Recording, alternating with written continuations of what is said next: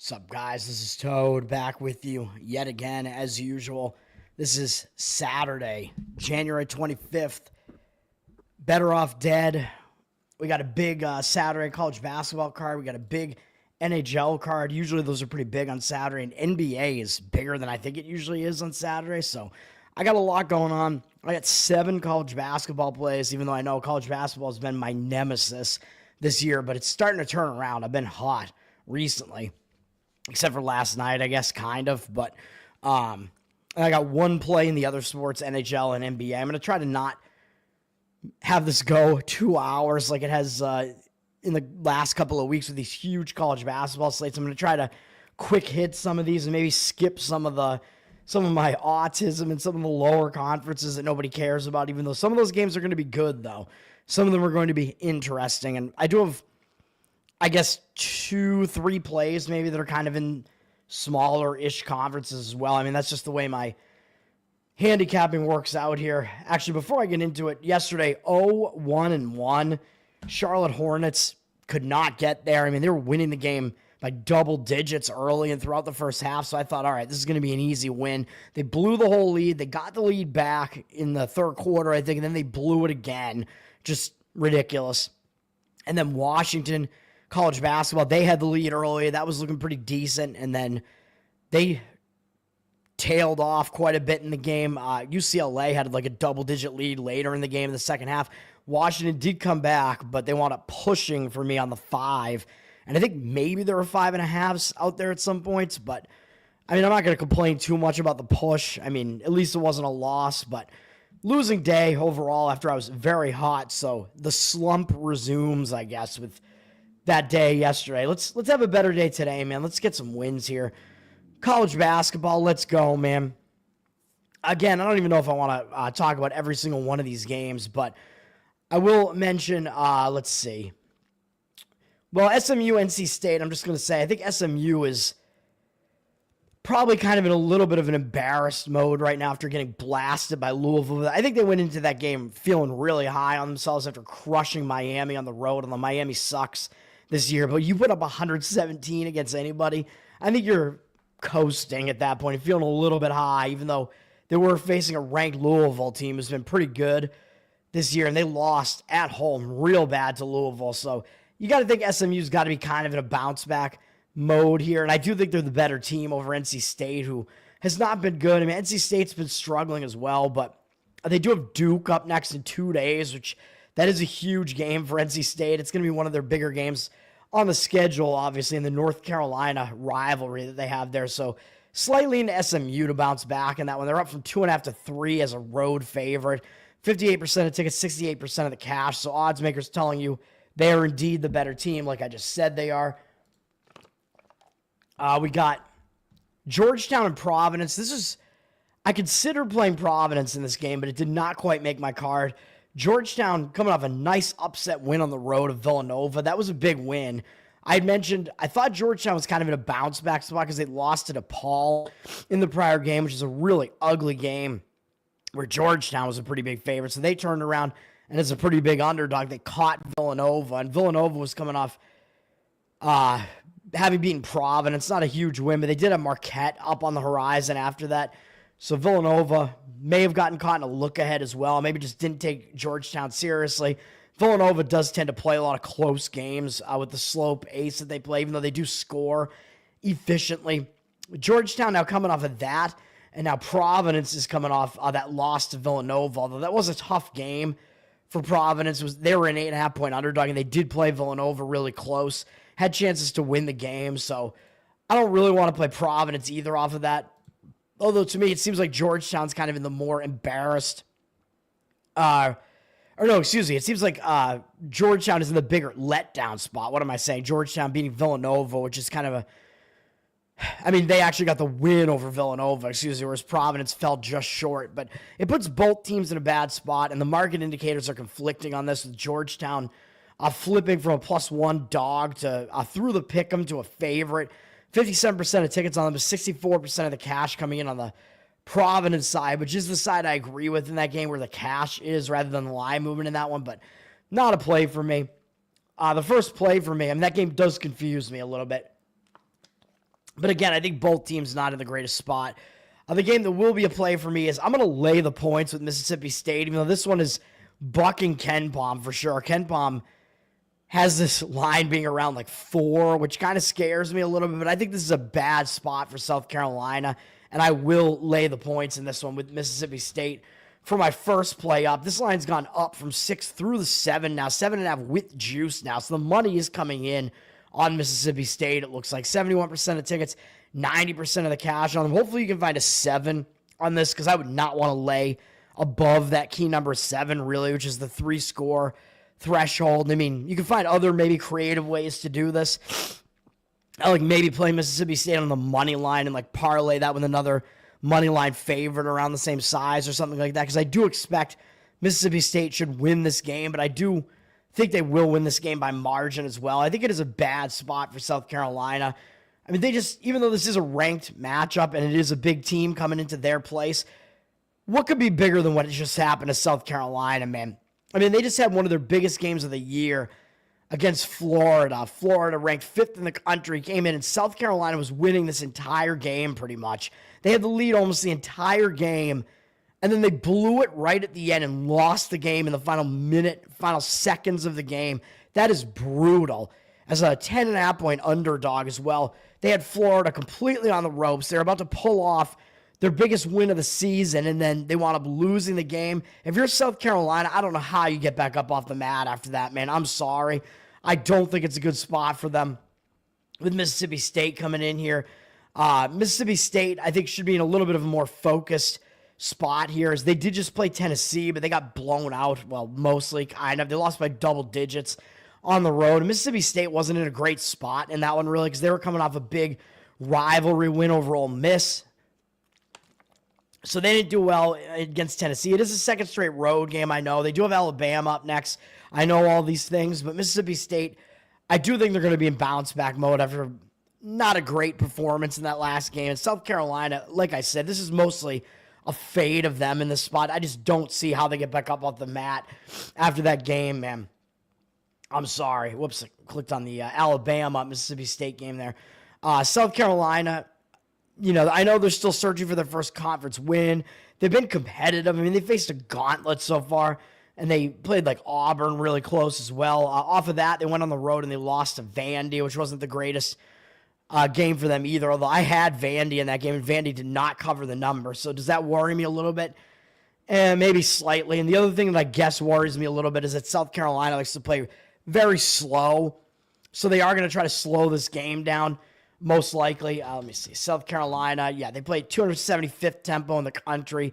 They do have the 48th best defense. Well, Mississippi State is certainly the better overall team, and they play defense about as well, and their offense is way better than South Carolina. Mississippi State does play kind of more of a mid-tempo game, so South Carolina will try to slow it down, but I don't know that that will throw Mississippi State completely off.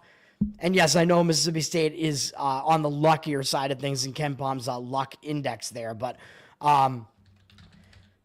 sometimes you can't get everything to totally line up. He does have South Carolina as an unluckier team, but still, he does have South Carolina just very, very weak offensively, and it is a very bad spot for South Carolina there, in my opinion. So, again, I worry just a little bit because KenPom has this line at 4, which seems crazy to me because he got Mississippi State up in the top 20, and he has South Carolina, what did I just show? Like way down in like the 90s. So kind of strange to see that, but I know he has them at 80, but still, yeah, I don't know. But the money looks like it is agreeing with me coming in on Mississippi State, and that's my play there. Charles, what's up, man? Good to see you. Good morning to you as well. All right. Let's keep it rolling, baby. Next up, we got another play for me. This is going to be, I know I'm laying the points with the better team. This one might look a little square, but I think it is a bounce-back spot for UNC-Greensboro against VMI. They are the way better team here, so I'm going to do it. UNC-Greensboro minus 7.5 here. UNC-Greensboro's ticked up a little bit from 7 to 7 with juice, basically 7.5, although VMI, 85% of tickets, 95% of the cash. I don't know how to read into those percentages there, really. But it does look like the money has kind of come in on the Greensboro side, and I'm going to fade VMI here. VMI just pulled off a huge win over Furman, at home, yes, but Furman was still a 9.5-point favorite in that one. Furman has been one of the class of the SoCon conference for the last couple of years. As everybody knows, Furman, they've been struggling a little bit this year. Still a pretty good team, though, and that was a huge upset for VMI. I mean, VMI usually does not pull off upsets like that, so now they're going to have to somehow put in a huge effort 2 games in a row like that, even though I know Greensboro is also a very good team in the conference. But Greensboro, I think you're going to get a focused team out of Greensboro this time because they just lost at home to Mercer. And they were an 8.5-point favorite in this one, Greensboro was. So they got upset by Mercer and kind of an ugly loss for Greensboro there. And I don't know how they lost this game, to be honest. Greensboro was blowing Mercer completely out of the building, and then they somehow lost the game. I think they just took their foot off the gas because they were absolutely wrecking Mercer in this game. So I have no clue how they wound up losing that game after just destroying them almost wire to wire in the game. I think you're going to get an angry, focused Greensboro team here, even though I know they have East Tennessee up next, which is a big game for sure. But when you lose like that, I think you turn around and you show up focused in the next game. VMI off of a pretty substantial upset there. So I will lay the points with UNC-Greensboro in this game. Will, what's up, man? Thank you, sir. Yeah, VMI, they get faded. I mean, these low-tier military academies, I'm going to fade them in basketball for the most part. I will bet on military academies if the situation calls for it. Oh, they're high? Yeah, I don't know. I don't know what they're doing. It's against the rules, man, at the Virginia Military Institute there.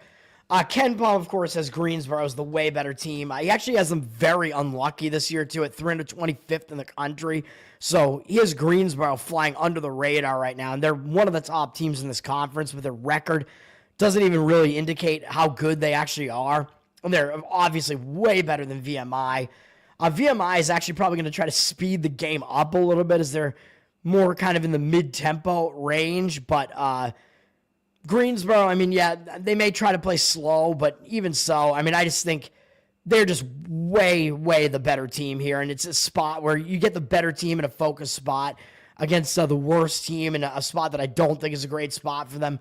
I'll just do it all day. And I don't know what Ken Baum has as the number on this, but not that I always love to show that. Pay for Ken Baum, by the way. It's only like $30 a year.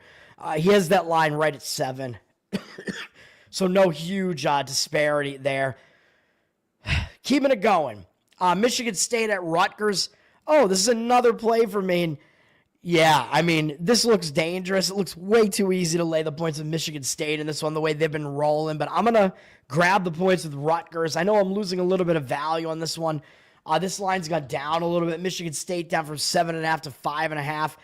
61% of the tickets and cash on them. It looks like substantial money has come in driving that line downward. I never saw it at 7.5. It might have been like 6.5, but obviously I would rather have the better of that key number there with the 3-score threshold. But I just think this is not a very good spot for Michigan State here. They're up to being ranked 8th in the country. So I think even though Michigan State, I've been saying they're unranked, or I've been saying they're underranked for most of the year, but now I think they've reached a point where maybe they're a little bit overranked, and the stock is a little bit high on them now, even though, yes, they're a very good team. They're one of the best teams in the Big Ten.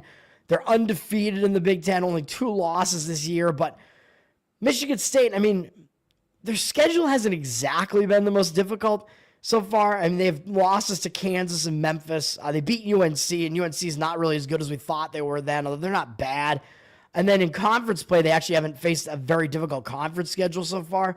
Not to knock Michigan State. They are definitely good. But Michigan State's now coming off kind of their conference legitimizer game. I mean, they just beat Illinois in a tough battle back on, I think that was on Sunday, so they have a lot of time off. But still, when you're rolling like this, you really don't want to have a lot of time off either, though, because it can kind of disrupt your winning momentum, and you're kind of just sitting there thinking about that win over Illinois. Like, yeah, that was a really good win against Illinois. That was basically Michigan State's best win of the season so far.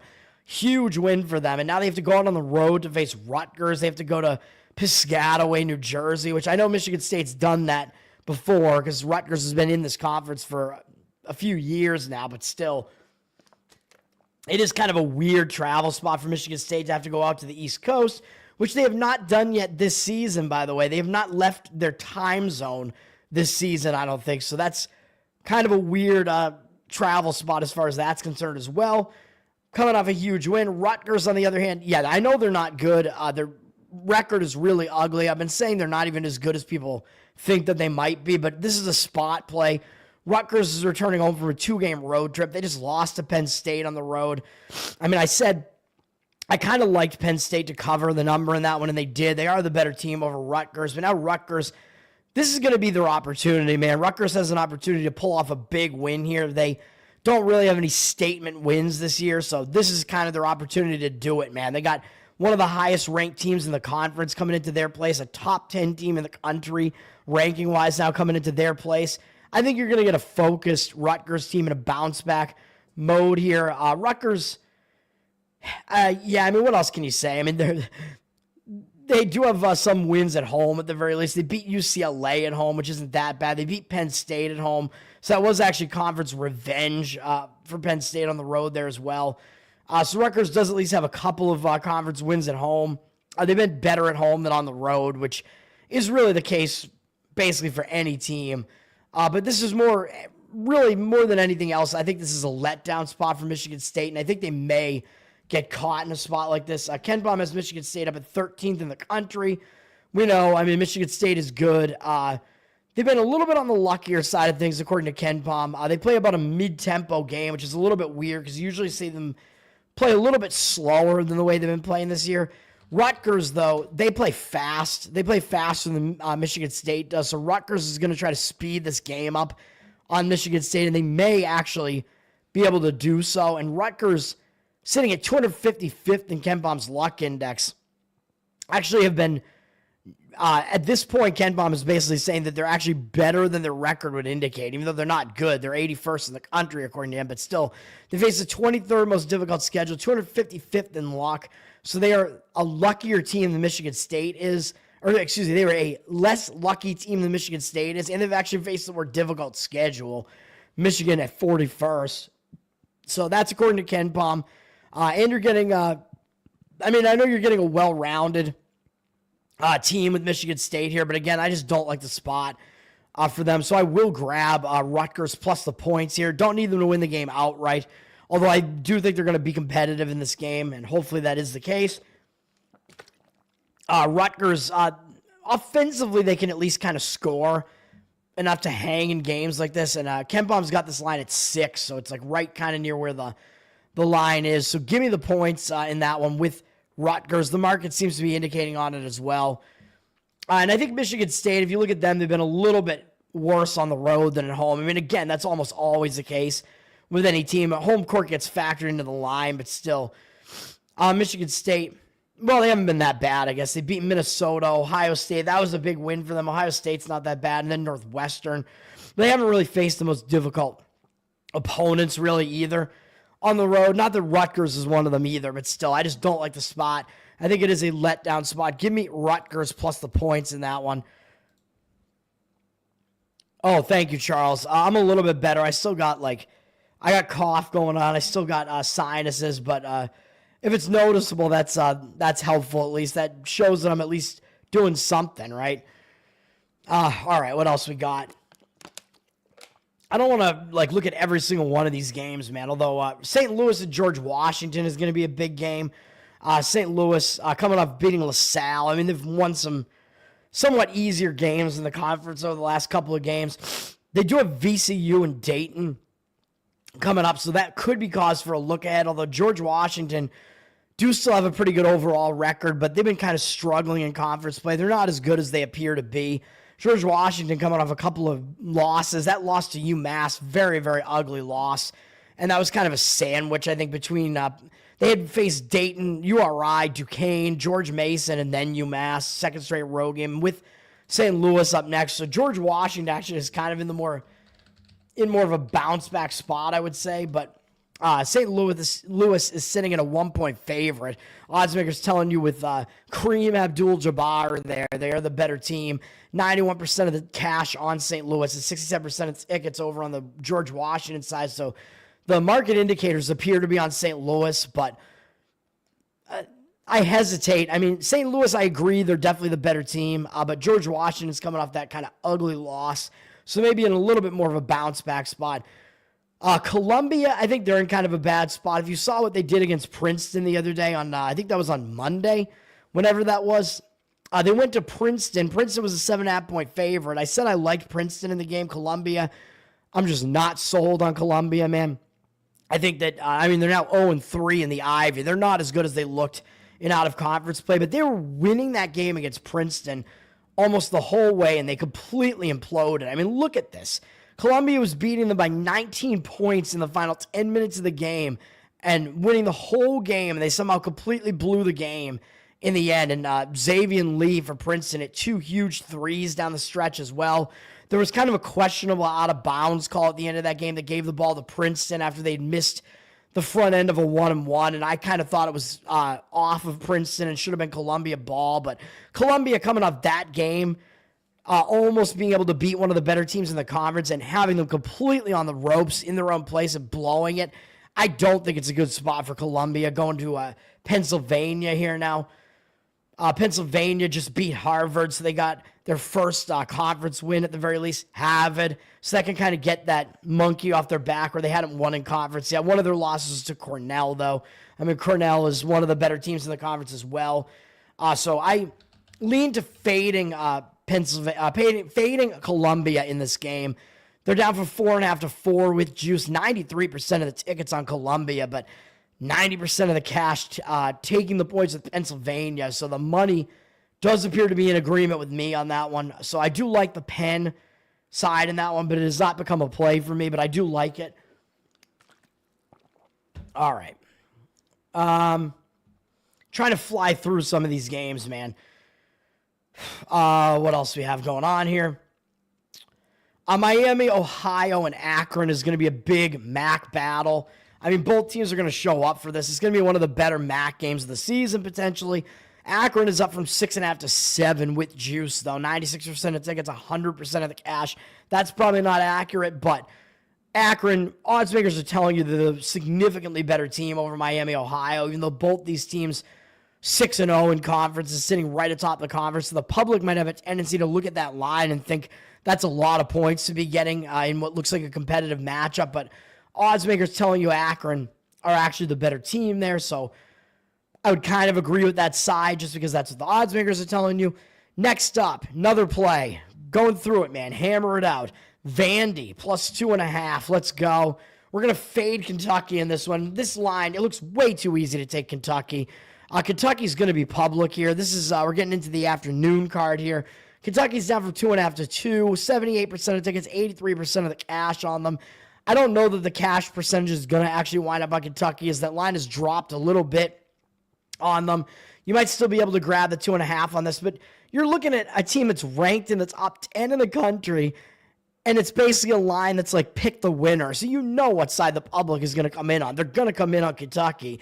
There's no doubt about that. The public is just going to see what Kentucky's done recently too. They're going to come in on Kentucky, but I think this is a spot where you fade Kentucky, man. They're going out on the road here. Kentucky, last time they played a game as big as that game was against Alabama, they beat Florida, and I faded Kentucky in the next game going on the road to Georgia, and Georgia took care of business for me, got me a win there, and that was a sandwich for Kentucky as well. Hint, hint, by the way, as they had Mississippi State up next, a ranked team. They beat them, by the way, on the road. Then they beat Texas A&M, ranked team back at home, Then their last game, they had a huge barn burner of a game and a major battle of a game where Alabama got over 100 points against them, and Kentucky almost hit the 100 threshold. They had this crazy high-scoring game. Both of these teams pretty much just score and don't play a lot of defense. That is the MO of both those teams. Kentucky, when you're coming off a game like that, when you almost were able to beat Alabama on your own floor in a huge matchup of top 10 teams, and both teams are running up and down the court, you're going to be gassed coming into your next game, man. And that was a huge win, and Kentucky almost was able to win this game. I mean, that is going to be a difficult game for Kentucky to come off of, man. I think they're going to be in a hangover spot coming off of that game. That was a huge game for them. And up next, they got Tennessee in another huge top 10 ranked matchup. Although Kentucky, if they lose this game, they may potentially drop below the top 10. But still, that is a huge game coming up next against Tennessee. Going on the road, I think they might overlook Vandy, man. And Kentucky obviously has been less good on the road than they have been at home. They haven't even played on the road that much. They lost at Clemson, lost at Georgia, and then won at Mississippi State. That was a good road win, but still, Kentucky, obviously, as is the case, as I keep saying, with many of these teams, a lot of times you want to be looking towards the home team, man, because the home advantage is there. I know it's factored into the line quite a bit, but still, sometimes it may not even be factored in enough. Vandy, I think they're just sitting in wait, man. Even though I think Vandy's not quite as good as their record would indicate, they're still a pretty decent team, and they were able to compete against some of the better teams in the conference as well. I mean, they were able to beat Tennessee 2 games ago, and then they kind of had a letdown, I think, in the last game. They played decently against Alabama, but it was still, they had to go on the road, face Alabama. They lost the game. Now they're coming back home, and I like Vandy in the spot, man, coming back home, getting to host Kentucky. I think they're going to be ready for it. Vandy is 2-1, I believe, at home so far in conference play, with 1 loss being to Mississippi State. So that's another thing. If the public is going to come in and look at this and think, well, wait a minute, Kentucky beat Mississippi State, and Mississippi State beat Vandy. So that means Kentucky should easily win this game too, right? But again, that's not how it works. And also, Kentucky, both teams actually coming off games against Alabama, interestingly. Kentucky also played Alabama closer in that previous game as well. So again, the public is going to want to play Kentucky here. But again, I don't like it. I think Vandy shouldn't be in a hangover spot or anything like that off of a loss by double digits there. The game wasn't that close as it came down the stretch. So it kind of just, I mean, Vandy wound up having to put in a much less of a big effort than Kentucky did in that game against Alabama. Kentucky, like I said, I think they are sitting at a spot where they're a little bit overrated right now. Ken Pom has them at 18th in the country. He has them as the 3rd best offense. Yeah, they're very good at scoring, but 78th in defense. Not a very good defensive team, this Kentucky team. They play super fast at 29th in the country. Vandy also plays fast, though, so not a huge tempo disparity in this game. Both teams are going to want to play fast. So, yeah, that does mean that Vandy is not going to be able to throw Kentucky out of the type of game that they want to play, but still, Vandy, you're actually getting is the slightly better defense in this game, according to Ken Pom, even though they're not the better offense. 72nd in the country, kind of hilariously. Ken Pom has Vandy as the slightly better defense. He does have them as a little bit more lucky than Kentucky, and he has them facing the weaker strength of schedule, so I don't like all of that, but still, this is about the spot. Like I've been saying, I just think it's not a good spot for Kentucky. I think it's a sandwich spot. I think Vandy is going to show up for this game and be focused. Ken Pom has this line at 3, so fairly close to that 2.5 where it's sitting. So you may be able to get the 2.5 still out there with the public coming in on the Kentucky side in this one. Although, who knows? I don't mind taking the 2 either. I mean, there's not a whole lot of a difference there, even though it is a bucket or a bucket, with the hook. But give me Vandy in that one. It looks way too easy to take Kentucky in that one. Moving on, I'm not going to have a play in this one, but Texas A&M at Texas is a big one, so I will talk about that. Texas A&M, 2nd straight road game they're facing now, and they just beat Ole Miss on the road. That was a nice win for Texas A&M. They played a nice defensive game against Ole Miss, pulled off a nice ranked win. That was kind of a spotlight game the other day. Now a 2nd straight road game. And they already beat Texas at home by 20 points.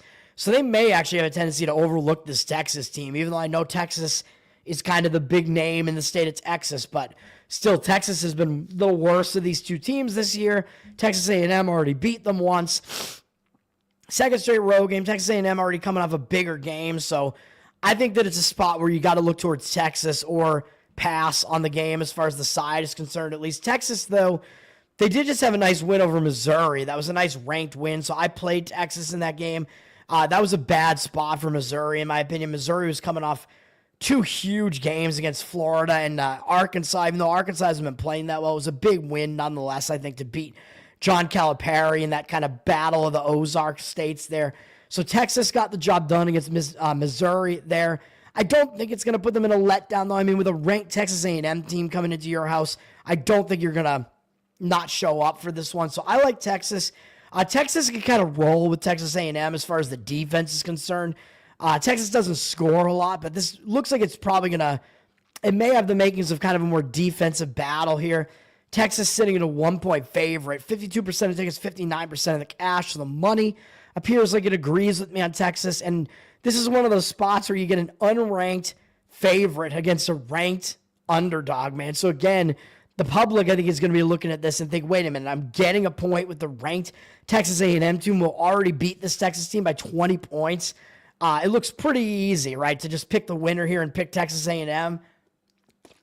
But again, it doesn't work like that. And as I've said many times, the odds makers are a better indicator than the rankings makers, because the odds makers have money on the line. Although, of course, their job is not to tell you who's going to win the game. Their job is to split the action for the most part. Although in doing so, they usually kind of indicate to you who they think is going to win the game.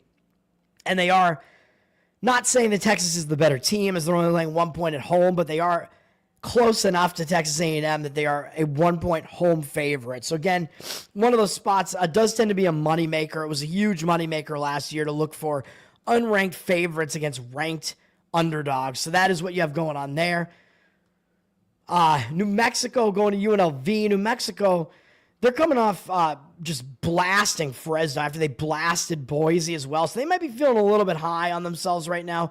They got to go to UNLV, and then after this, they got a pretty big game against Utah State, who's sitting atop the conference here, actually behind New Mexico now in the conference. That is a big game between the two teams sitting atop the conference. So it is possible that New Mexico may not have full focus against UNLV, and UNLV lost their last game ugly to Wyoming. I was on Wyoming in that one because UNLV had just beaten Utah State and San Diego State on the road. Two huge wins. And they had this New Mexico game looming and Utah State coming up again after that. So I thought it was a bad sandwich spot there. UNLV almost made a 10-point comeback in the last 40 seconds of the game. Wyoming tried to blow the game, but didn't happen. I was able to get that win and hit on the money line on that one on Wyoming. I do think it's going to put UNLV in a bounce-back spot there. So I lean to UNLV in that one. And New Mexico's down for 4-3 with juice. So some money looks like it has come in on the UNLV side. New Mexico public, but 79% of tickets, 85% of the cash on them. So I do lean that way in that game. Northern Arizona, I kind of took a look at.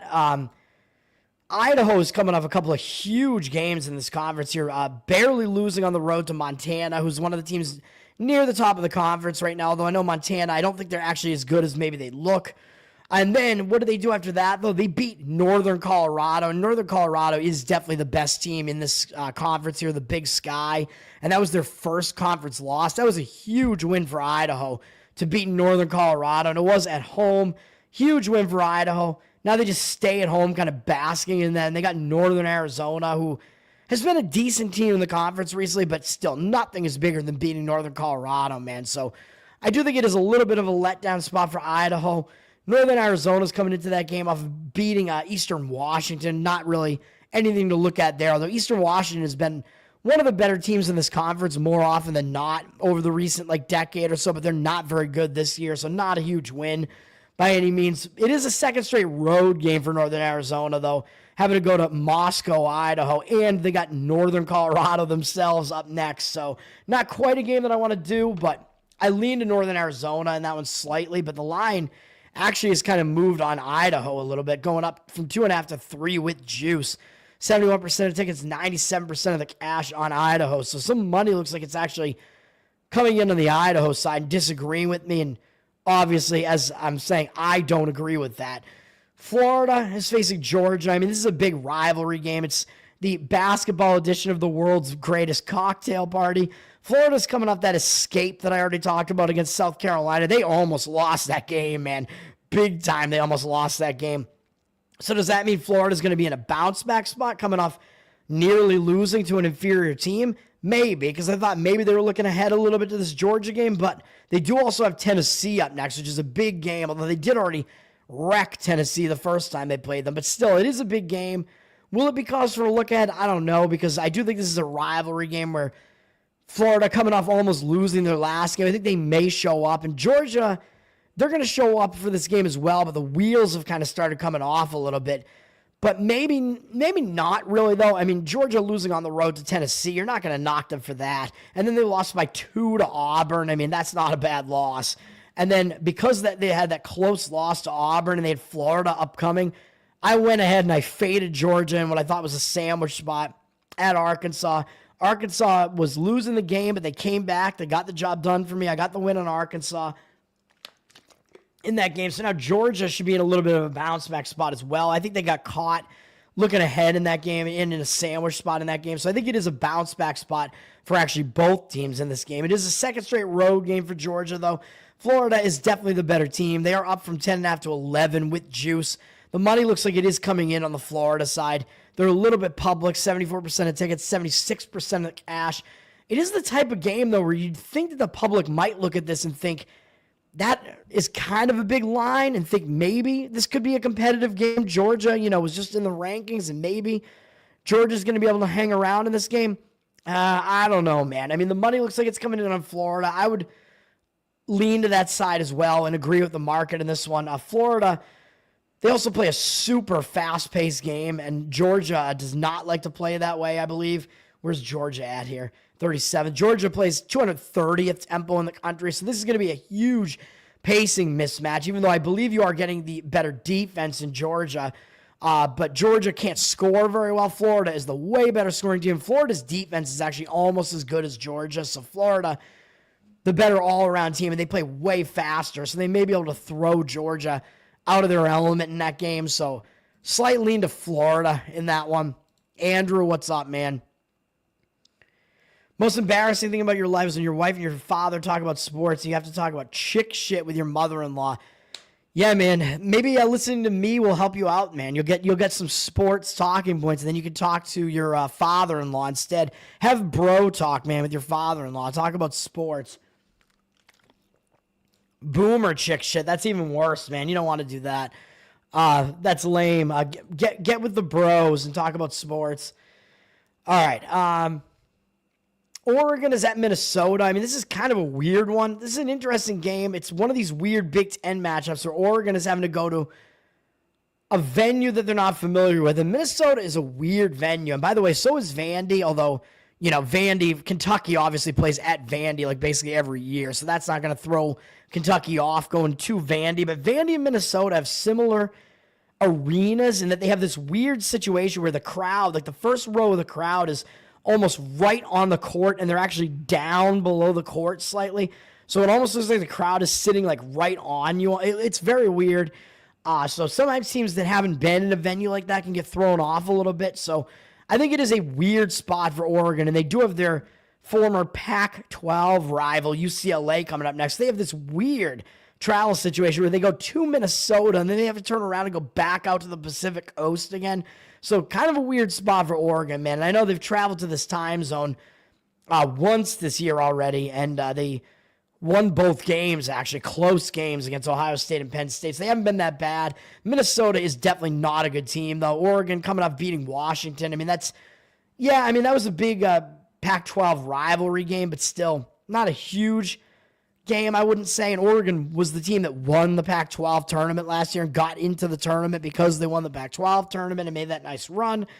So it was maybe even a little bit of a bigger game for Washington. The UCLA game may be big, though, because Oregon lost to UCLA at home this year. So it's going to be one of those road revenge angles for Oregon in that game. So they may just kind of show up and try to get in and get out here against Minnesota in this weird spot. So I don't like the spot for Oregon, but Minnesota, they're coming off 2 huge wins where they had that upset buzzer beater against Michigan.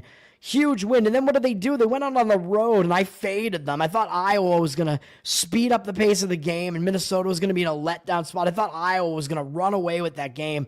And not only did that not happen, that was my only loss on that day.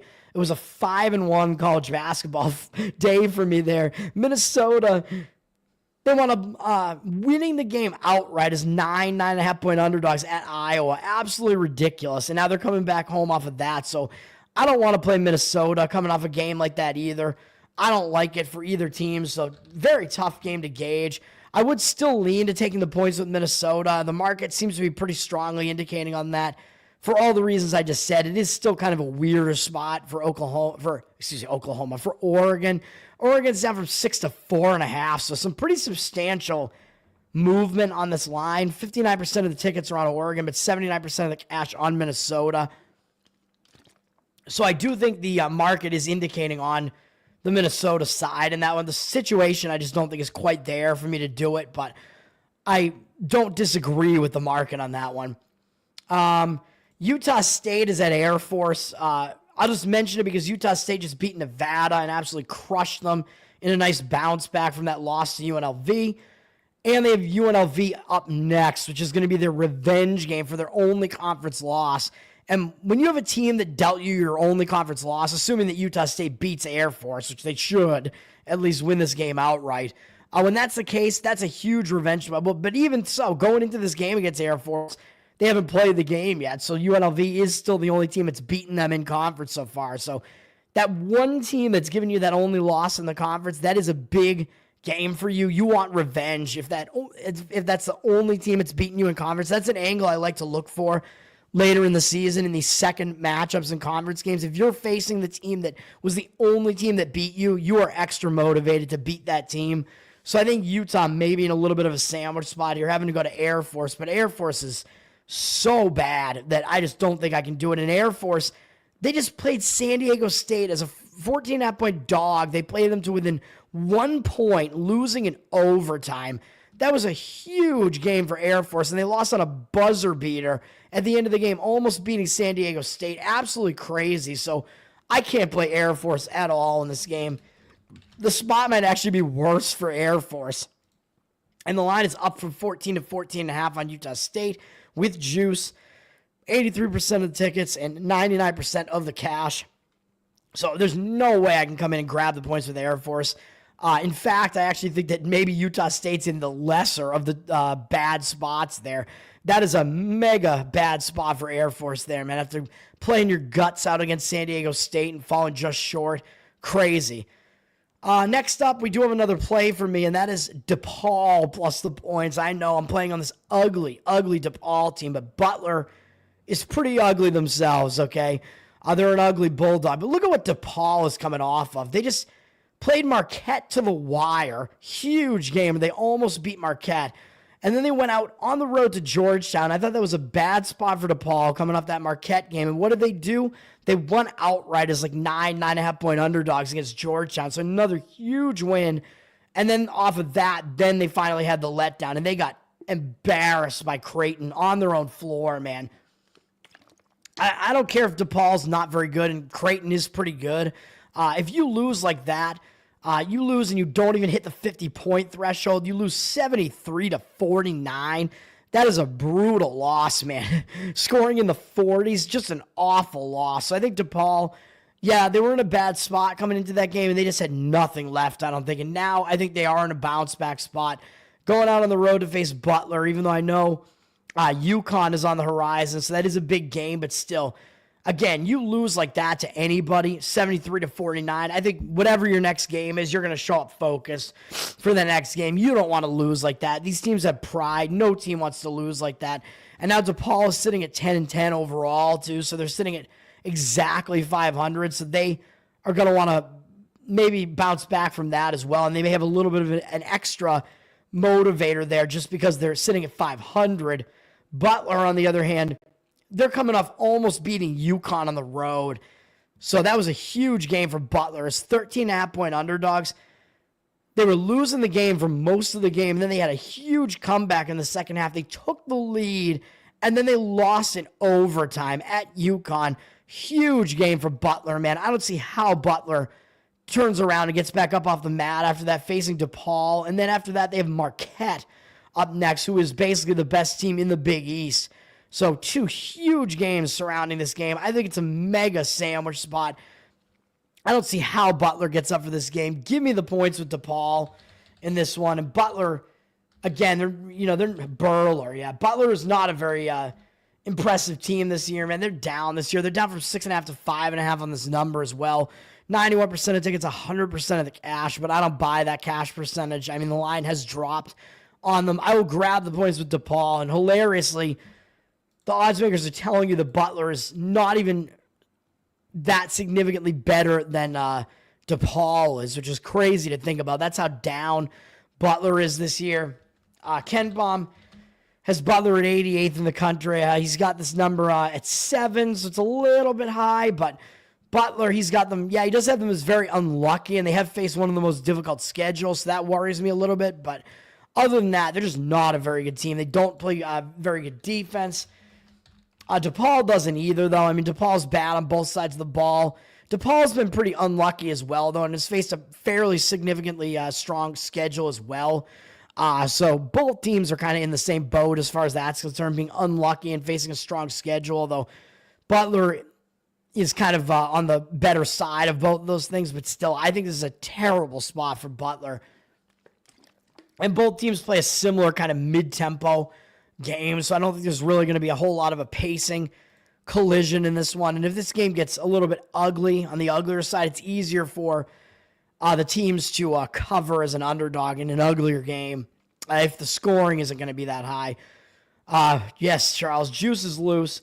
The total's not too high in this game. It's kind of right in the middle of the pack as far as totals. 144.5. It's gone a little bit towards the under. It's a little bit on the high side, I guess, but still, I like DePaul plus the points in that one.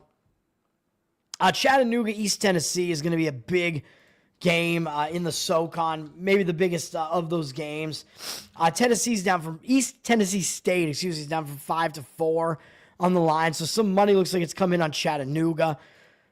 Chattanooga may be a little bit under the radar right now as the record looks a little bit worse, but still, it's odds makers kind of telling you these teams are pretty evenly matched. Chattanooga is coming off a real close loss to Samford, though, after beating Furman. So they're playing 3 straight big games in a row. So I don't know that the spot is really that great to come in and grab the points with Chattanooga.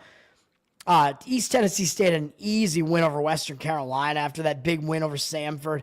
So I don't know, man. But still, both teams are going to show up for this game. I mean, you're not going to get Chattanooga overlooking that game. Duke is at Wake Forest in this battle of North Carolina teams. Duke is an 11-point favorite. 51% of tickets, but 57% of the cash coming in and grabbing the points with Wake Forest in this one. I mean, it is going to be a bigger game for Wake because they're the little brother in the state of North Carolina. Duke is just kind of rolling along right now. It is a second straight road game, though. So I think the game does mean a little bit more to Wake Forest, as Duke obviously is almost always the bigger brother in the state of North Carolina here. Wake, though, they are coming off beating North Carolina, so they're having to face both of their biggest in-state bigger brothers in a row like this. But still, they should show up in this game nonetheless. I mean, both of those games are kind of big. Both of those games are really big, and this game's even bigger than the North Carolina one with the way Duke has been playing right now. Radford over in the Big South coming off a loss to Longwood, a close loss against one of the better teams in the conference in Longwood. And they do have UNC Asheville up next, who is atop the conference. So they may overlook Presbyterian here.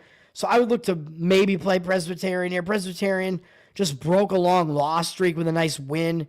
Well, not a nice win, but a win that will break their loss streak at the very least against Charleston Southern, who's one of the other really bad teams in the conference. Presbyterian getting points at home, but it looks like the line has gone up from 1-2 with juice on Radford. So some money looks like it has come in on the Radford side. I'm not so sure about that. So again, I'm just going to stay away, but still, I will, I do have a slight lean against Radford and what I think is kind of a sandwich spot there. Furman and Mercer in the SoCon over there. Furman coming off that loss to VMI, so you got to think they may be in a bounce-back spot here, although they do have Samford and East Tennessee up next, and those are 2 huge games, but still, that was a pretty bad loss to VMI. So I think they're going to be ready, and they're going to show up for this game against Mercer because that was such an ugly loss. Meanwhile, Mercer beat UNC-Greensboro on the road. That was a huge win for Mercer, so I don't know if they're going to have that much left in the tank, so I would slightly lean to Furman in that one. Furman sitting at a 2-point favorite with not a whole lot of movement there. It's actually gone down a little bit on them, but that is the way that I would lean in that one, even though it almost looks too easy to play Furman in that one, but that is the way that I would lean. Let's keep going, man. I don't have too many plays yet. I have a couple of plays later. Ole Miss and Missouri is one of the only other ranked versus ranked. We do have a couple more. 16 and 22.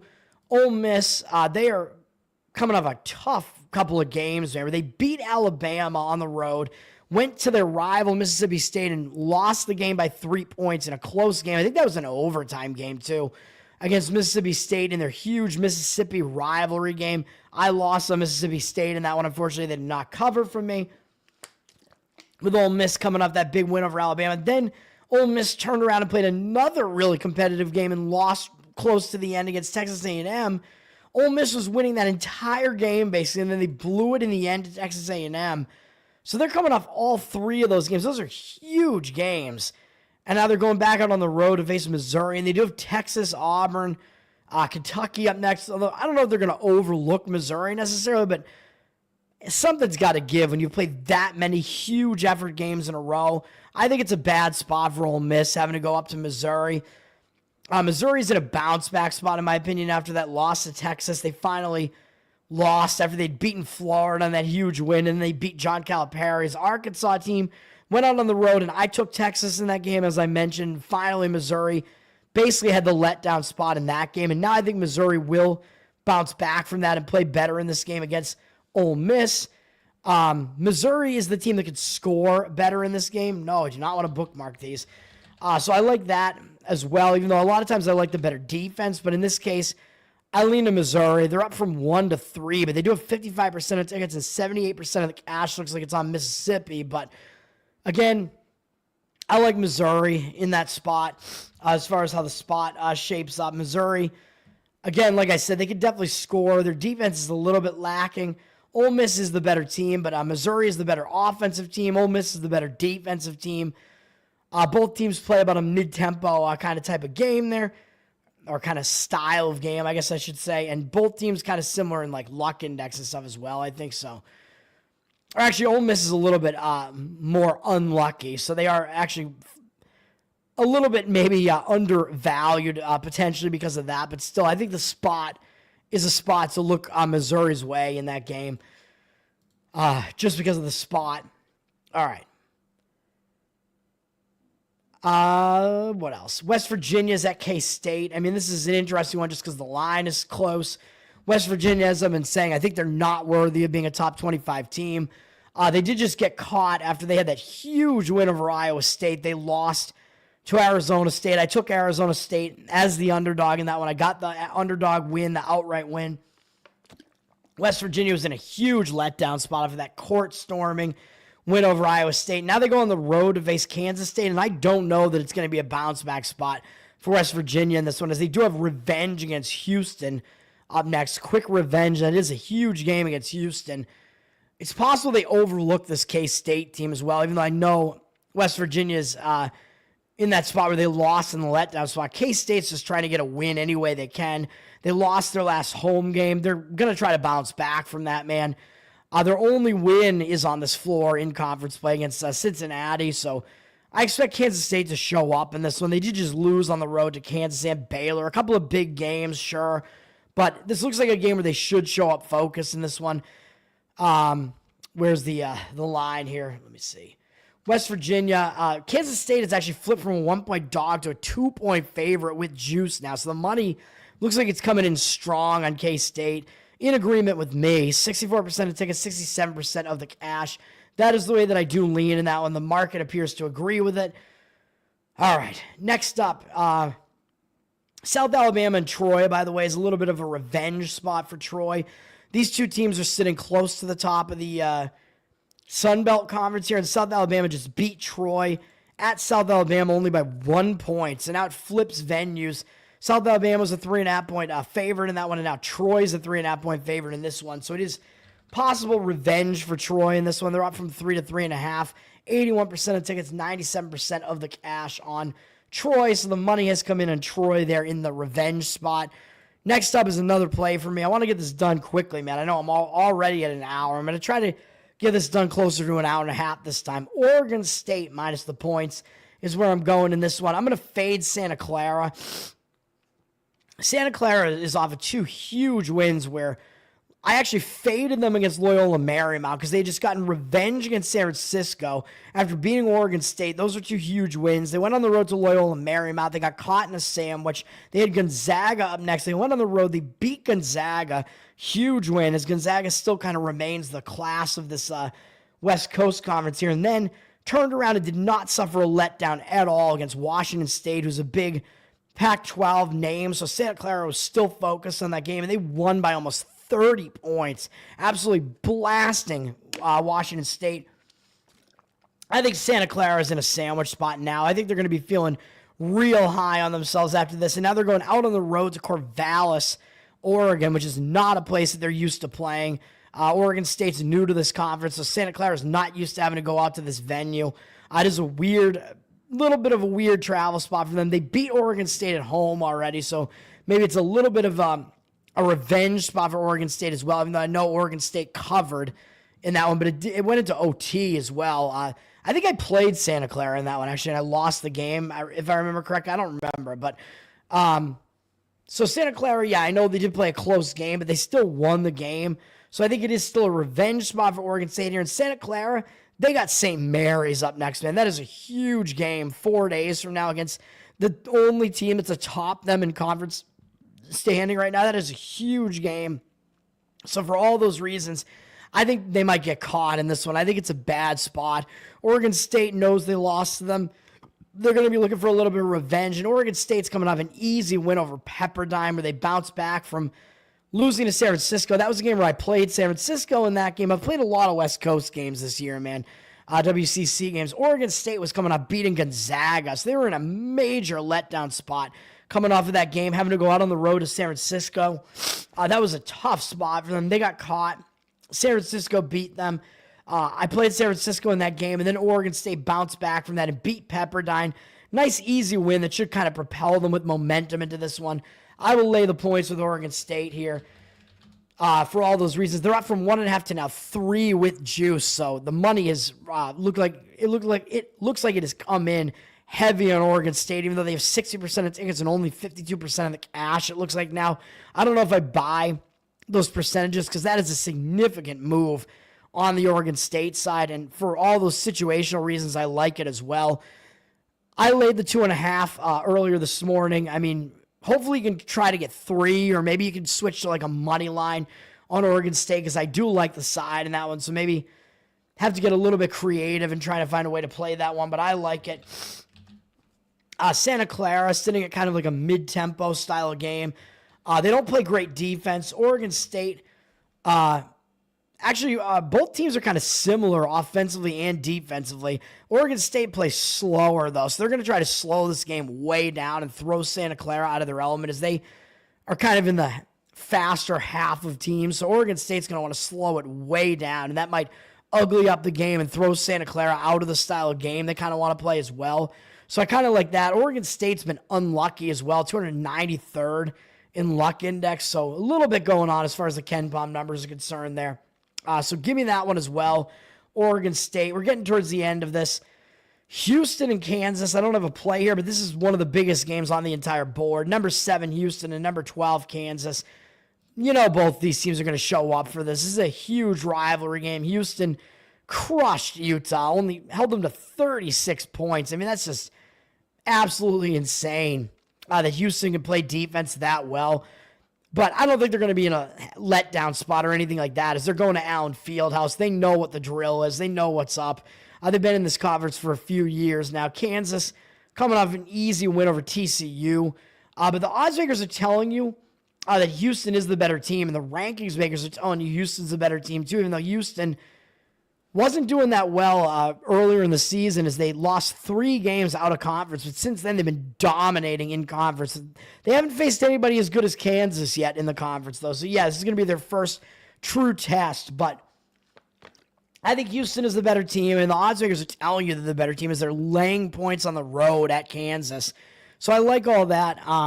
I do agree with the Houston side in this one slightly. No real situational angle. Both teams are going to show up for this. The Market looked like it was on Houston earlier this morning, but now it looks a little bit questionable, sitting at a 1-point favorite. Still looks like it's actually gone down a little bit now. 63% of tickets, 64% of the cash on Kansas, or 62% of tickets now. So some cash percentage on Kansas, but you may see that kind of change as we get closer to 6:30 p.m. Eastern. You may see that Kansas kind of turns into this like public home dog situation here, which is not really the way that you want to look when you have the public coming in, like the majority of the public kind of coming in on an underdog at home like that. That's not really the way you want to look. Oddsmakers telling you Houston's the better team. Both of these teams play really good defense. Ken Baum has Houston number 1 in the country in defense. He's got Kansas at number 4. So expecting a defensive game here. Very low total at 127. Now down to 126. 127 juice to the over, now down to 126.5, excuse me. So money's coming on the under. I agree with the under in this one as well. I think you may see a very defensive battle in this one. Tough physical game, but that style of game also favors Houston more than it favors Kansas, as Houston likes to play really, really slow. One of the slowest in the entire nation. Slowest like 3 or 4 in the entire country. Kansas likes to play kind of more mid-tempo. They can play both styles, but still, I think Houston's going to be able to try to get this into a slow pace and probably succeed for the most part in doing so. So that's kind of the way I lean in that one. And if they're able to succeed in having it be a slow-paced game, I like Houston in that one for that reason as well. Oh, man. Charleston and Elon is going to be a weird one. That's actually going to be an interesting one in the Colonial, with Elon up from 3-4. So Oddsmakers telling you Elon is actually a slightly better team, even though I thought Charleston was the best team in this conference. I'm still not convinced they're not, really, until I see otherwise. 56% of the tickets are on Elon, 80% of the cash on Charleston. It is Charleston having to go on the road to Elon, though, and Elon probably going to consider themselves to be an in-state little brother, I think. Or no, wait, they're in North Carolina, not South Carolina, never mind. But still, they may consider it to be a little bit of a bigger game for themselves. So that's the way I look there. UConn is at Xavier. I'm not going to play this game. UConn coming off a close call against Butler, like I said, where UConn got taken into overtime against Butler, and UConn should have handled them more easily as a double-digit favorite. So they're coming off an escape. So I think they are going to show up for Xavier, although UConn did beat Xavier at home already earlier this year. So it is a little bit of a revenge spot for Xavier, but still, UConn, they should be focused coming off that bad performance against Butler, and with only DePaul up next. Xavier coming into this game, they're going to be focused as well. But they did just have to face Marquette. They beat Marquette, and then they went out on the road, and I played St. John's. In that game, it was actually a second straight road game for Xavier, and I thought Xavier was in a huge letdown spot off the Marquette game. I laid the points with St. John's, and St. John's was not doing well and just losing the game, and the game was close almost the whole way, and then they wound up covering in overtime for me. So thank you to the Johnnies for that one. So Xavier's coming off 2 really tough games, so I really don't think I can play Xavier in this one, man, even though they're going to want to show up again because it's UConn, but UConn should be focused after that bad performance. Xavier's having to play 3 really tough games in a row. Xavier's down from 2 with juice down to 1.5 with juice. 59% of tickets and only 52% of the cash on. So surprisingly, Xavier, even though they're an unranked home favorite in this one, which I usually say it's a nice moneymaker looking for those unranked home favorites. But in this one, I don't agree with it. And the public looks like they're actually on Xavier a little bit in this one. And I would agree with the market indicators on this one in taking the points with UConn in this one if you force me to actually play that one, which I'm not going to play it. I will not let you force me, man. But that is the way that I look in that one. And then St. Mary's at Washington State. This is a pretty big one as well. St. Mary's just beat San Francisco and absolutely pounded them. Now they get Washington State, and up next they do have Santa Clara, which is a big game as well. And they may consider that to be a bigger game because Washington State's a little bit behind in the conference right now. And this is also an unfamiliar venue for St. Mary's, having to go to Washington State, to Pullman, Washington. They're new to the conference. St. Mary's doesn't usually have to go up to Pullman, Washington. Washington State coming off a loss to Santa Clara. Kind of an ugly loss. So they lost by almost 30 points. So I like Washington State in this one to bounce back in that one. St. Mary's is up from 4.5 with juice to now 6. 62% of tickets on them, but 81% of the cash coming in on Washington State. I agree with Washington State in that one. Like I said, the market looks like it's agreeing with me as well.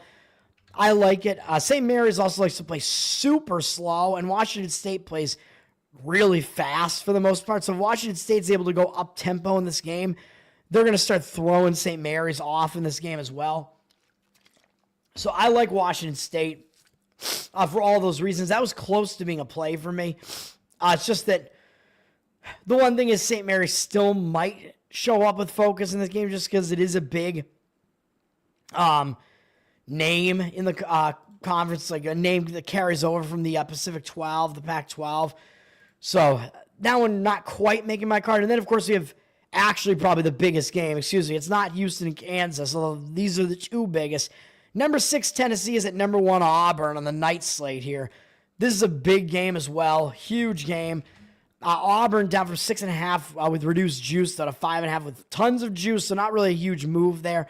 84% of tickets, 85% of the cash on Auburn. So it looks like the public is coming in on Auburn, but maybe some of the professional money is coming in on Auburn as well. And I'm not sure that I disagree with it. Tennessee just beat Mississippi State. Big win, but of course, obviously, both teams are going to show up focused for this one, man. I mean, this is Tennessee-Auburn. This is a huge game.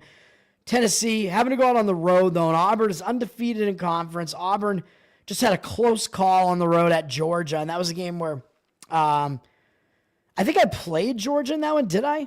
I forget if I did or if I didn't, but that was Auburn was coming off that big win over Mississippi State, crushing them.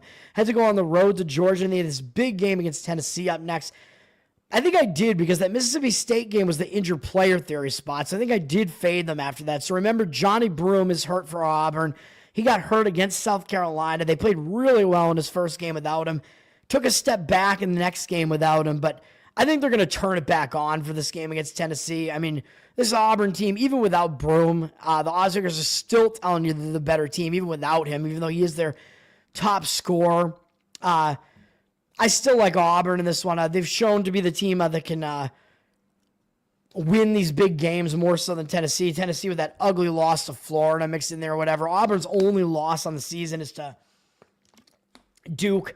So I still like Auburn's track record as well. They beat Iowa State. They beat Houston already. Purdue. So, I mean, they've been pretty battle-tested as well. Yeah, slightly into Auburn in this one, as both teams are going to show up. Tennessee is the better defense. I mean, but they can kind of struggle sometimes offensively, and Auburn is one of the best offenses in the country. Ken Baum has them the best offense in the country, and they're not really a slouch defensively either, at 20 in the country. Tennessee third in the country defensively, according to Ken Baum, but 22nd offensively. Auburn's the team that can score more. Auburn's going to try to speed Tennessee up a little bit as Tennessee plays a very slow game. Auburn's going to try to speed the game up a little bit, as you can see here. Auburn's also faced the third strongest schedule. As you can see there, both teams have faced pretty strong schedules and are actually a little bit high in luck index as well. But Tennessee likes to play slow, and if Auburn's able to speed this game up a little bit, that's another advantage to Auburn. So I like Auburn in that game. And then what else? What else we got going on here? I don't know if I want to talk about many of these other games. I do have one more play, though. Yeah, I'll give my one more play, and then we'll move on finally.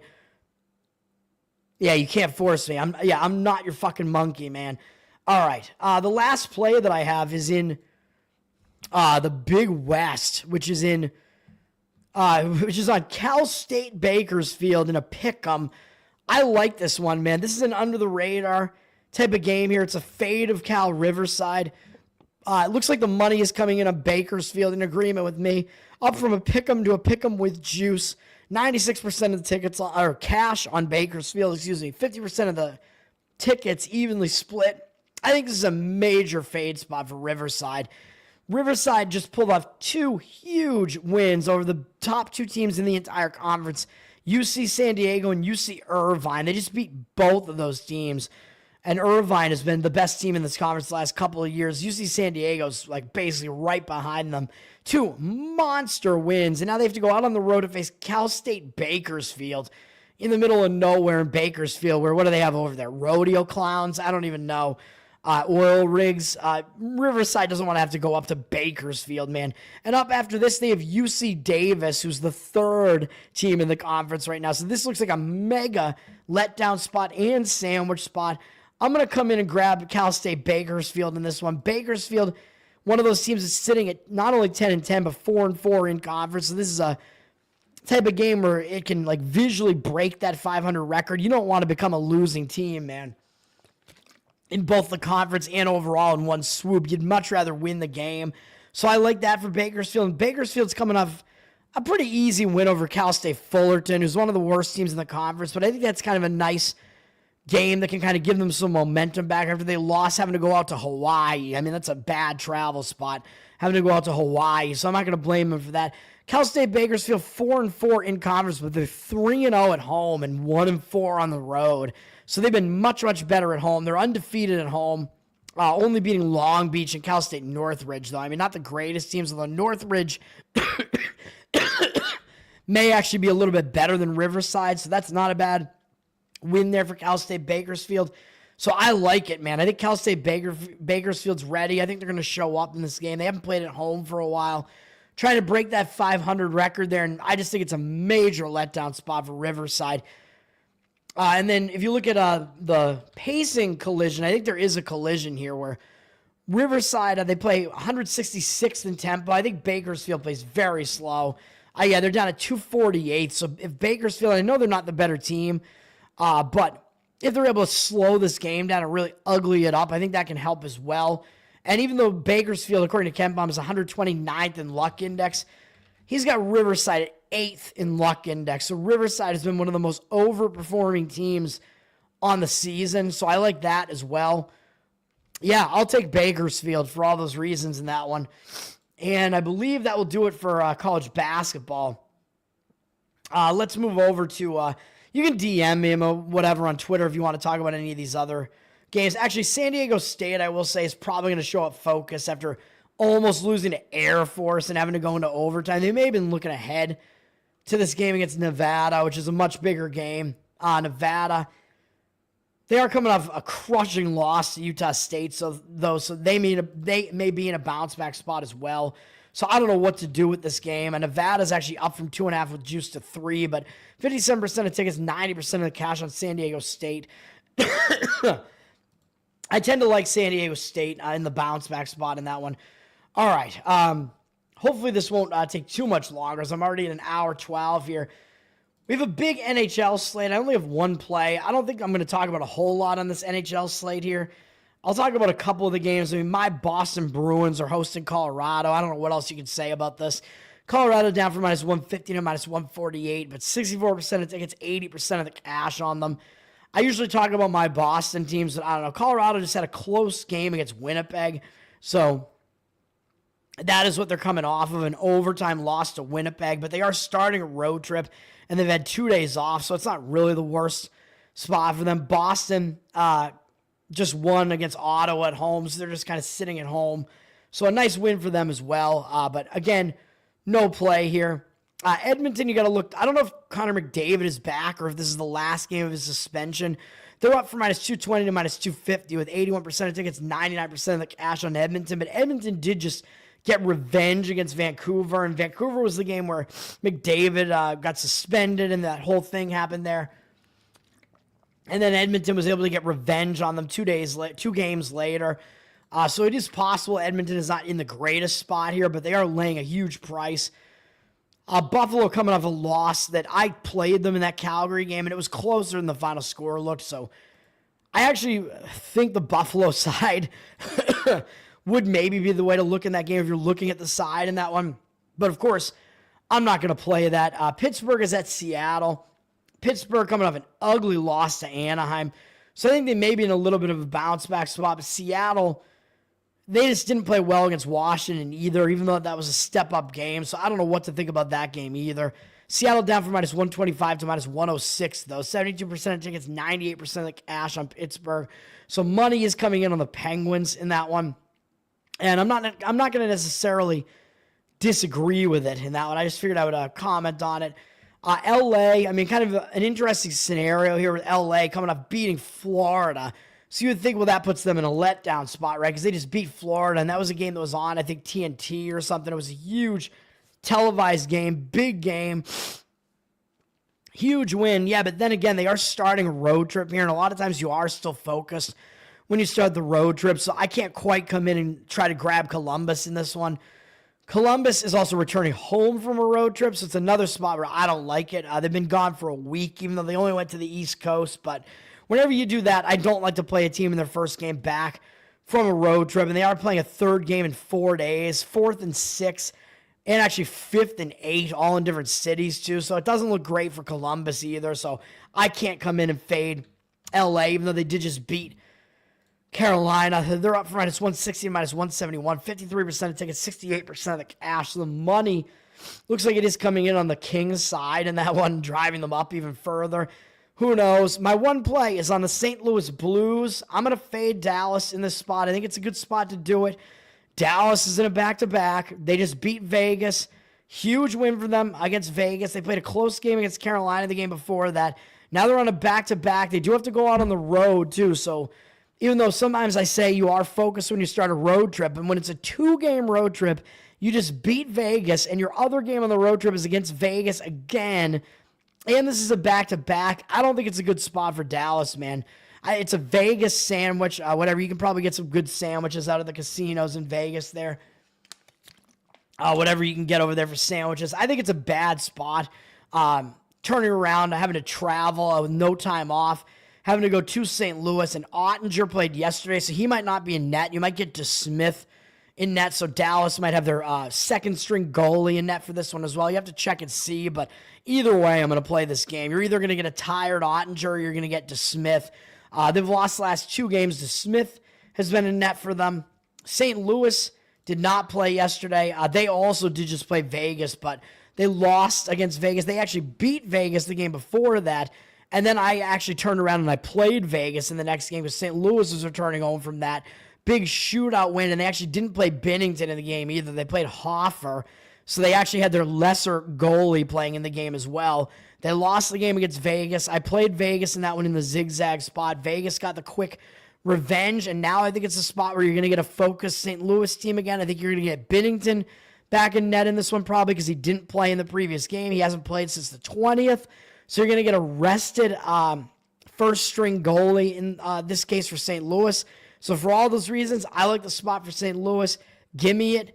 Dallas is down from minus 140 to minus 131. Although they have 50% of tickets, 80% of the cash right now.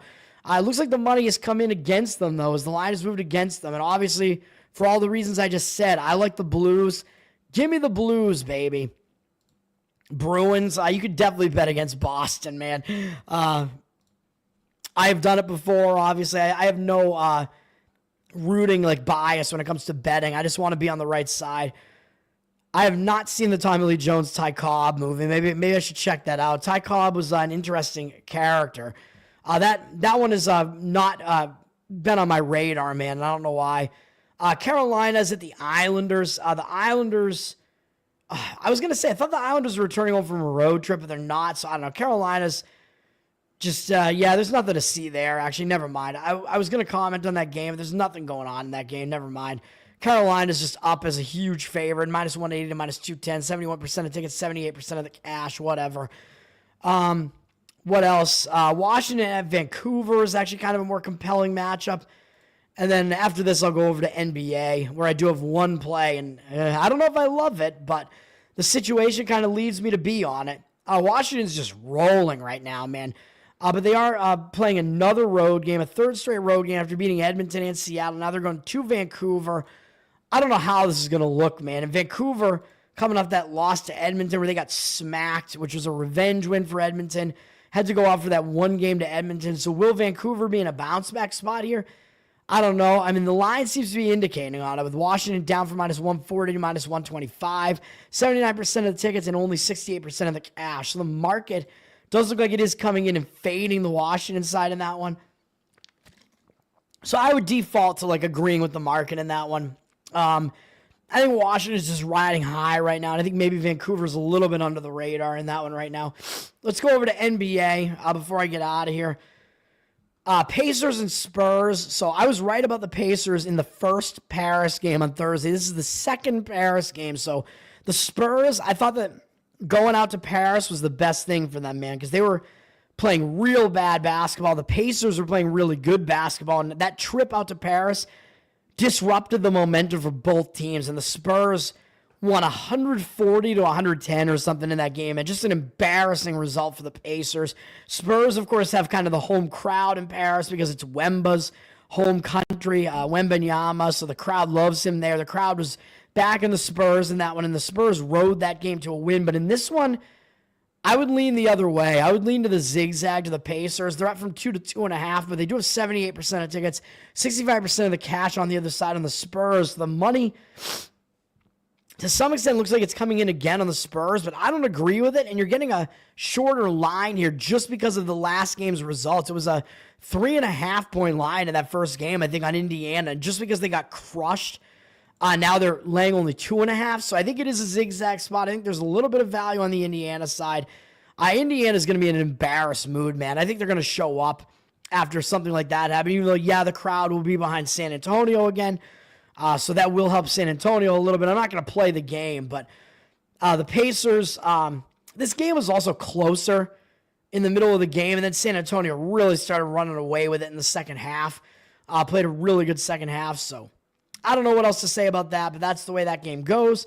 Denver's at Minnesota. Denver's up from 3 to 4.5, but 87% of tickets and only 82% of the cash on them. So even though the line moving up on the Denver side on the road there, and Denver's been really hot recently. It looks like they're public with a little bit less of the cash on them. I don't see a whole lot going on as far as, the injury situation. You got to look at Anthony Edwards, actually. He's a game-time decision, so that's a big component. You got to see if he's playing for Minnesota or not. I don't know if this line is even indicating that he will play or not, because Denver's been really hot recently. And they are starting a road trip with momentum here, so usually that is a decent spot. When you start a road trip, you usually are focused on that first game of the road trip, so I don't want to try to fade Denver in that spot. Minnesota, they haven't played since the 22nd, where they actually beat Dallas on the road. Nice win against Dallas. Now they're returning home from that, but not a long road trip. So I don't think it's really a bad spot for either team there. I think momentum-wise, it's a little bit on the Denver side there, but we'll see. My Boston Celtics are at Dallas. Celtics are down from 8.5 to 8 with juice. Very public, 87% of tickets and only 71% of the cash. I have a hard time with this game, man. The market indicators look like they're on the Dallas side here. It looks like the money has come in against my Celtics in this one. But it also, to me, looks like it could be a bounce-back spot for the Celtics because they just got totally embarrassed against the LA Lakers, man. And you know the Celtics, as I always say, when they get completely embarrassed like that, they lost by 21 at the Lakers. A lot of times they do tend to bounce back from games like that, and they tend to be focused. And that was a game where I really just don't think the Celtics showed up. I mean, they'd crushed Golden State by 40. They'd beaten the Clippers in overtime the game before that. So they're in a back-to-back, 3 games in 4 days, 4 games in 6 days, all in different cities, 2 of them in overtime. It just was not a good spot for the Celtics, man. So I think this is a little bit of a better spot, although it is still a 3rd game in 4 days, all in different cities, and a 4th game in 6, and a 5th game in 8, all in different cities. So it's still not that easy for the Celtics. So even though it does look like a bounce-back spot for them, I'm still not going to do it. But Dallas also just beat Oklahoma City again. Somehow, I don't know how that happened, dude. Dallas was on a back-to-back, playing a 3rd game in 4 days, and they'd just beaten Oklahoma City in a game where I played Dallas in that one because Oklahoma City was off beating Cleveland. So that was a huge letdown spot for Oklahoma City. And SGA wound up not playing in that game, too, so the line completely plummeted, too. So Dallas, not surprised that they won that game, but I am shocked that they won this game against Oklahoma City with SGA back in that game. Although I think, like, Holmgren, I think, has been hurt and stuff, but Oklahoma City had pretty much a full lineup in that one, I believe. And they were a 13.5-point favorite, and they still lost the game again to a team that just beat them. And that team, Dallas, was on a back-to-back. I don't know how that happened, dude. I have no clue. And now Dallas is coming off that, and they're also in a 3rd game in 4 days, although not all in different cities. So they did have to travel to Oklahoma City in the middle of it. It's a 4th game in 6 days for them as well, with a couple of travel spots in there. So it's not the greatest spot for either team. And to me, it almost looks like a huge letdown spot for Dallas off of that, and Boston to be in a bounce back spot after an embarrassing loss. But the problem is, Dallas is not going to overlook Boston, man. And this is finals revenge from last year. Dallas has not faced Boston yet this year, so it is a huge revenge spot against the team that beat Dallas and ended their season last year. So that is a huge motivator. This is a very, very tough game to gauge with a lot of stuff going on in this game. I'm worried about my Celtics in this one as well, man. I do not want to come in and try to play this game. I am staying the hell away. Houston and Cleveland is a very interesting one as well. Houston is coming off beating Cleveland at Houston, so is Houston going to be in is it going to be kind of a zigzag spot now because Houston was able to beat Cleveland, and now Cleveland is going to be the team that has all the adjustments to make, right? Because Houston just beat them, and Houston does have Boston up next, so it's not like they're going to overlook Cleveland playing them again, even though they did just beat them.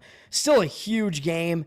Houston does have a couple of days off, so they are actually going to have the rest advantage coming into this, and they are starting a road trip, so there are some positives for Houston in this one. Yes, Skip it is right.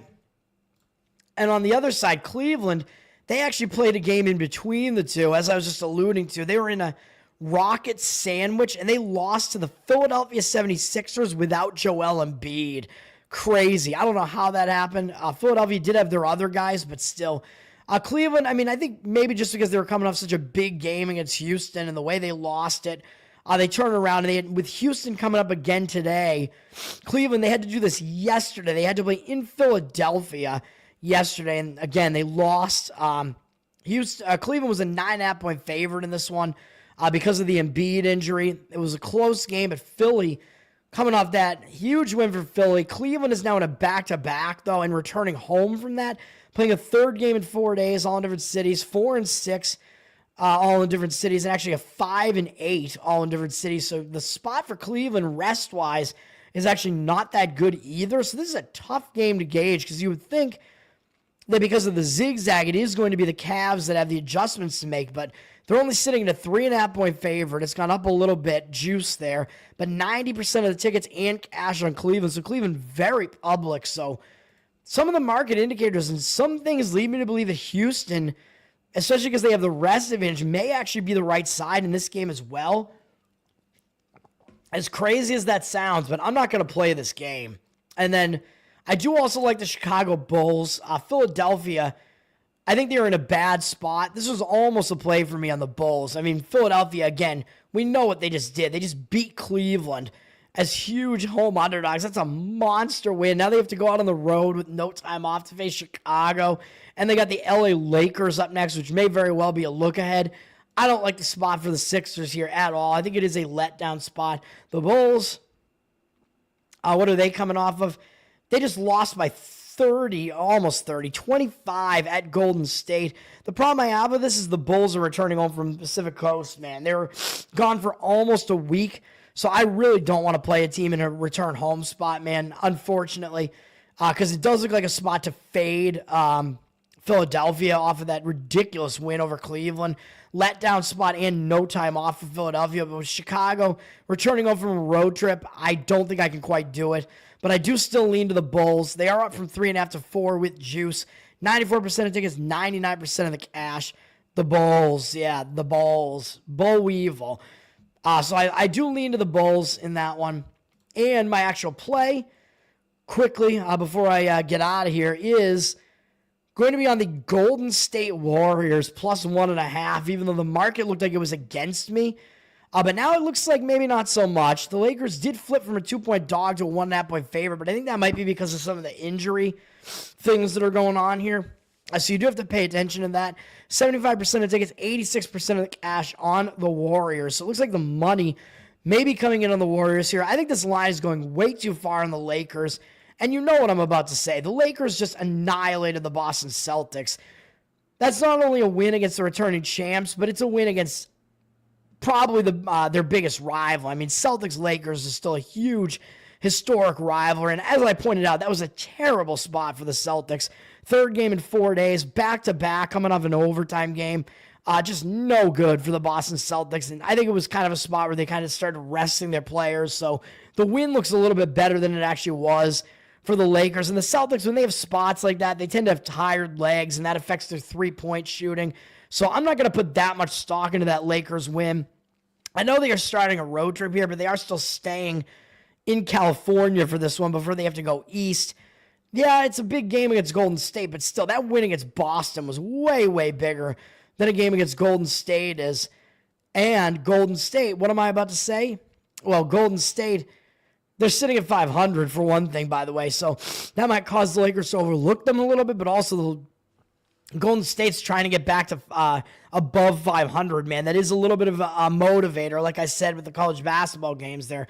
Golden State just beat the Chicago Bulls, like I said. I mean, that was a nice win for them, so that broke that losing momentum they had where they lost to Boston. As I said, Boston crushed Golden State 2 games prior to that Laker game, and then Golden State did lose on the road to Sacramento. So nice bounce back, beating the Bulls. So I think that's going to give them some momentum coming into this one. They only have Utah up next, so I do think Golden State will be focused. With LA coming into their place, they did just lose to LA in this venue at home by 2 back on Christmas. So it is Christmas revenge as well, because those Christmas games are always big. They're nationally televised, and the Lakers went in and beat Golden State, and Golden State was a 4.5-point favorite in that game. So what's really changed between then and now? Like, who's in or who's not in this game who was then, or vice versa? Well, Draymond Green played in that game, and he is out in this game, but he did almost nothing in this game, and so I don't know if that's really that big a loss. Curry should play in this game. He's been playing, and Andrew Wiggins, I know, is hurt, but he is a game-time decision, so it looks like he is trending to play. Last I checked, it seemed like he was probable to play in this game, so really Golden State, Draymond Green is like the only guy who played in this game who's not going to play in this game, so does that alone move the line 5 points in the other direction? I don't think so. And then as far as, do the Lakers have any injuries?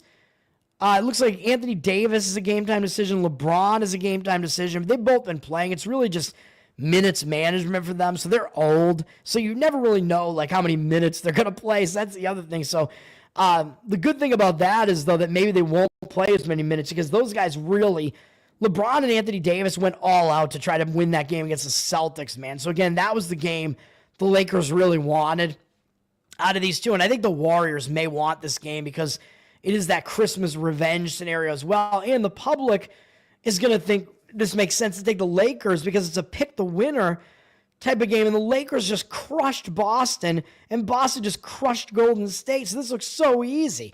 LA just beat Boston by 20-something points. Golden State lost to Boston by 40. So that means the Lakers are going to win this game by 60, right?